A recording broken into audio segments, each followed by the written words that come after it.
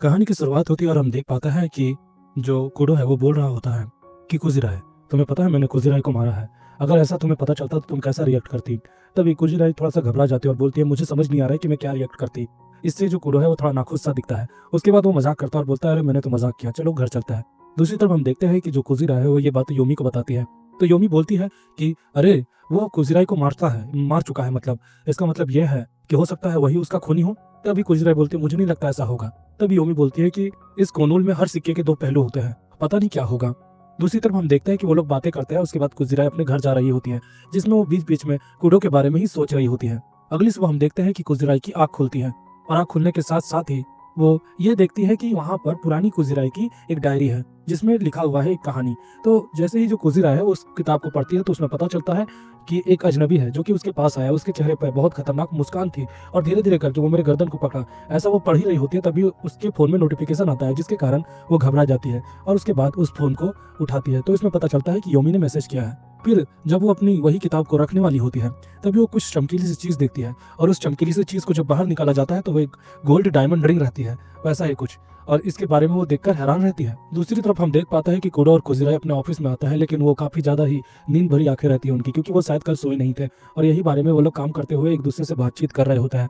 तभी कुजिराई कुडो से बोलती है कि मैंने एक जापानीज बुक देखी लेकिन मैं उसका अंत देखना चाहती हूँ। मैं चाहती हूँ कि यहाँ पर कोई ऐसा जापानीज स्टोर है क्या जिसे तुम जानते हो? तब वो बोलता है हाँ मैं जानता हूँ। और अगले दिन वो कुजिराई और योमी सोनों तीनों मिलकर साथ चल रहे होते हैं, जो कि एक थोड़ी डरावनी सी पतली गली से निकलते हैं और एक बुक स्टोर पर जाते हैं, जहां पर हम देख पाते हैं कि यहाँ पर वही बच्ची जो कि कुजिराई की पड़ोसी है वो काम करती है। तभी कुजिराई बोलती है कि मैं एक जापानीज बुक की तलाश में हूँ, तुम्हें पता है वो कहाँ है? तब वो उंगली से इशारा करके बोलती है कि वो उस सेल्फ में है।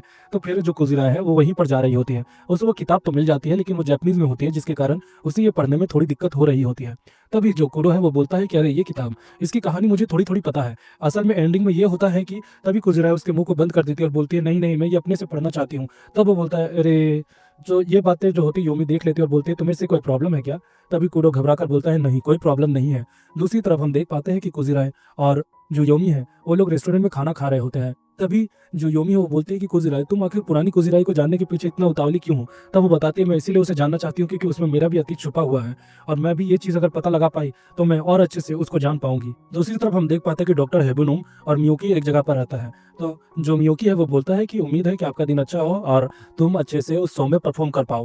तभी डॉक्टर हेबिनोम उसे बाय करता है। दूसरी तरफ हम देख पाते हैं एक शो को, जहाँ पर एक होस्ट बता रही होती है कि आज हमारे साथ डॉक्टर हेबिनोम है जो कि एक लड़की की समस्या को सुलझाएंगे। दूसरी तरफ वहाँ पर एक फीमेल कंस्टेंसेंस रहती है जो कि बताती है कि सच कहूँ तो मेरा चेहरा बहुत अजीब और भद्दा है, जिसके कारण कोई भी मुझे देखता नहीं है।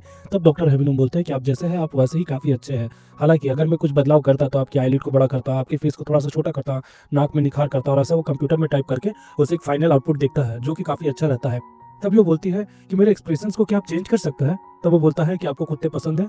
तब वो खुश हो जाती है, बोलती है हाँ एग्जैक्टली आपके एक्सप्रेशन चेंज हो गए हैं, सच कहूँ तो आप अभी काफी अच्छे से स्माइल किए। इससे वो लड़की भी काफी सेटिस्फाई और अच्छा रिएक्शन देती है और लोग भी हैरान हो जाते हैं। दूसरी तरफ उसमें से एक बंदा बोलता है कि आपको आपके क्लिनिक और काबिलियत आपके पिताजी की वसीयत में मिली है, जिसके कारण आपने आज तक तो खुद भी कभी कुछ फेशियल सर्जरी नहीं की, ना ही आपने अपने आप पे कभी ट्राई किया, और आप दूसरों को ये कंडीशन दे रहे हैं। आजकल हम जेनरिक है, जिसके कारण हम कोई भी दिखावा नहीं करते हैं। ये बातें सुनकर वो जो डॉक्टर हेबिनोम है वो उसे लात मारता और बोलता है कि भगवान ने हर किसी का नजरिया अलग बनाया है, जिसके कारण लोगों को सुंदरता बढ़ाने की जरूरत पड़ती है।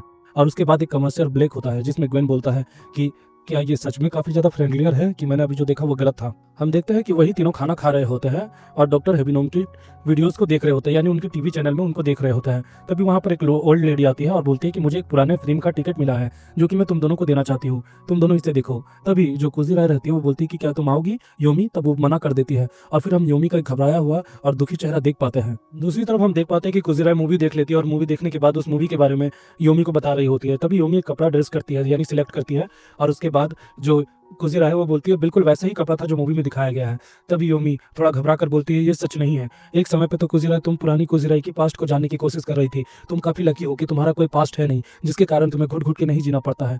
तभी जो कुजिरा है वो बोलते हैं योमी क्या तुम घबराई हुई हो? हम देखते हैं कि हमें योमी का पास दिखाया गया रहता है, जहाँ पर वो काफ़ी ज़्यादा खूबसूरत एक मॉडल रहती हैं और वो भाग रही होती है। वो बताती है कि मुझे ये अच्छा नहीं लगता है कि लोग मुझे घूरें, और हमें दिखाया जाता है उसकी मॉम को, जो कि वही 90s की एक्ट्रेस है। हम देखते हैं कि वो लोग मॉडल की शूटिंग करवा रहे होते हैं और जो योमी है वो बता रही होती है कि मॉम ने जो-जो कहा मैंने वो सारी चीज़ें की, लेकिन एक दिन सब बदल गया और उसके बाद से मेरी ज़िंदगी का नज़रिया भी बदल गया है। दूसरी तरफ जो कुजिरा है वो यही बातें सोचकर जा रही होती कि हर लोगों का एक पास्ट है जिनसे वो लड़ रहे हैं। हम दूसरी तरफ देख पाते हैं कि कुडो और कुजिरा खाना खा रहे होता है। तभी जो कुजिरा है वो योमी के बारे में कुडो से पूछती है कि मैंने योमी को हर्ट किया है, मैं उसे सॉरी करना चाहती हूँ, मैं उसे क्या जो उसे अच्छा लगेगा। तब कुडो बोलता है कि तुम्हें उससे अच्छे से बात करनी चाहिए, वही उसके लिए काफ़ी है। और यही बातें सुनकर जो कुजिरा है वो योमी के पास आती है, तो योमी बोलती है कि मैं नहीं आ पाऊंगी। तभी कुजिरा बोलती है कि क्या तुम अच्छा महसूस नहीं कर रही हो।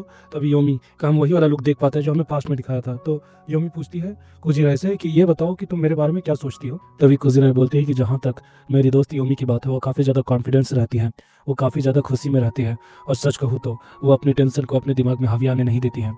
तो ये बातें सुनकर जो योमी है वो बोलती है कि सब झूठ है, और योमी ये बताती है कि सच कहूँ तो मैं वो नहीं हूँ जो तुम जानती हो, मैंने बस उसके हुलिये को, उसकी पर्सनैलिटी को अपनाया है। तब जो कुजिरा है वो बोलती है ये बात से सच भी हो सकती है, लेकिन जहाँ तक मैं उस योमी को जानती हूँ तो वो ये करती थी, लेकिन उसके बाद भी वो मेरी बेहतर दोस्त ही रहेगी। सच कहूँ तो अगर उसे ये करने में खुशी आ रही है तो ये भी सही है, क्योंकि मुझे नहीं लगता है कि मैं भी अलग हूँ। सच कहूँ तो तुम और मैं दोनों ही अपने पास्ट से भाग रहे हैं। एक पास्ट को पाना चाहता है और एक पास्ट जानना चाहता है, लेकिन बात वही है कि हम दोनों के अंदर भी कुछ कमियां हैं जिसे हम हटाने के लिए कुछ अलग ट्राई करते हैं। और इसमें कुछ गलत नहीं है कि योमी अगर बदल गई तो मैं उसे अपनाऊंगी नहीं, वो मेरी हमेशा दोस्ती और हमेशा दोस्त रहेगी। याद करो जो तुमने मुझे कहा था। हम देखते हैं ये बातें सुनकर जो योमी उसका दिल पिघल जाता है और वो कुजिरा के गले मिलती है और बोलती है कि ये बातें सच है, तुम हमेशा मेरी अच्छी ही दोस्त रहोगी। और इसी तरह हम देख पाते हैं कि जो योमी है वो सही हो जाती है और खुश हो जाती है।